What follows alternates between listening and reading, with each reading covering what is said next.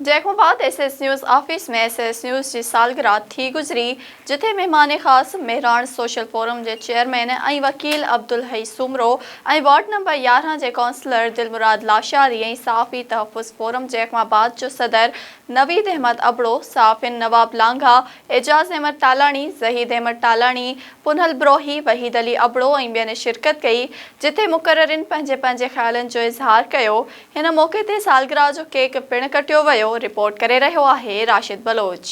नाज़रीन, SS news पंहिंजी कामयाबी जो हिकिड़ो साल पूरो करे चुको आहे। सिंध जे ॿियनि शहरनि जीअं जैकोबाद में भी एसएस न्यूज़ जी सालगिरह जो केक एसएस न्यूज़ जी ऑफिस में कटियो वियो आहे। जैकोबाद जी सियासी, समाजी, मज़हबी धुरनि ऐं सियासी अॻुवाननि पिणु शिरकत करे एसएस न्यूज़ सालगिरह के मौके ते केक कटियो आहे। इन सिलसिले में एसएस न्यूज़ जी ऑफिस में सियासी, समाजी, मज़हबी धुरनि जो ऐं वकील बिरादरी भी मौजूद आहे। उन सां ॻाल्हि ॿोल कंदासीं। एसएस न्यूज़ जी काविशनि खे उकी ॾिसनि था। एसएस न्यूज़ जी पहिरीं सालगिरह के मौके ते तव्हांजे सीओ खे, अव्हां खे ऐं अव्हां जी तमामु जेका टीम आहे उनखे खोड़ सारी मुबारकबाद पेश कयूं था। पहिरियों तो मां सलाम पेश कयां तो एसएस न्यूज़ के जो उन्हीं पंहिंजो साल मुकम्मल किया है। साजिद सोलंकी साहब सीओ के भी मुबारकबाद ॾियां थो ऐं राशिद बलोच तव्हांखे भी मुबारकबाद ॾियां थो ऐं तव्हांजी जेकी टीम आहे उन्हीं पूरे सिंध के अंदर उन्हनि पाण खे मल्हायो आहे।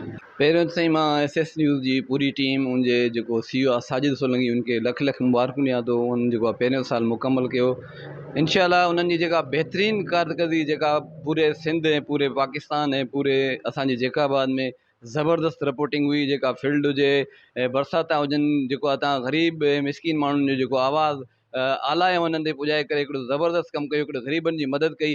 सब का पहिरियां तव्हांखे मुबारक हुजे तव्हांजे सीओ साहब के पूरी टीम के ॾाढो बहितरीन कमु करनि पिया, पूरी टीम बहितरीन कमु करे पई। सबका पहिरां त एसएस न्यूज़ जी पूरी मैनेजमेंट के, सीओ साहब के मां दिल जी गहराइन सां मुबारकबाद ॾियां थो, जंहिं हिकु साल तमामु बहितरीन तरीक़े सां पंहिंजो सफ़र तय कयो आहे। एसएस न्यूज़ मुनफ़रिद ऐं बहितरीन चैनल आहे। शिरकत कंदड़ जेके सहाफ़ी बिरादरी, वकील बिरादरी ऐं सियासी अॻुवाननि जा पिणु तव्हां वीचार ॿुधा।